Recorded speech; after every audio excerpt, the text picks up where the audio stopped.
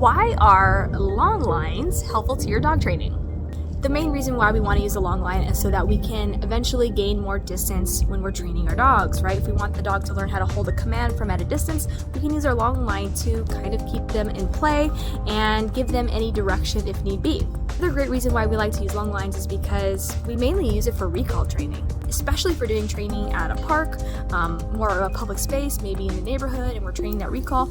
We need to be able to get at a distance from our dog and practice that, hey, come means here, come means here. And if they need that extra direction, then we can offer that to them through the use of our leash. Versus if we had no long line, well, our dogs might just run off in the other direction because they're not trained yet. The other problem might be that if we use just a 6-foot or a 4-foot leash, well, we can't get that far away from them, right? A shorter leash is necessary in the very beginning of your training to get the concepts down, but eventually you need to start graduating to a longer leash, preferably starting with 15 feet, and if you want to go longer from that, then you can.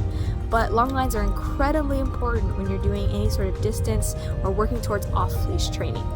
Here's 2 tips to help you when you're doing long line training with your dog. Number 1 is you want to make sure that whatever part of the leash is between you and your dog is off of the ground. If that part of it is touching the ground and your dog moves, especially over the leash, then that means your dog's going to get tangled and you're going to spend more time untangling your dog than training your dog. Whatever is past you doesn't matter. If you want to roll it up like this, that's fine.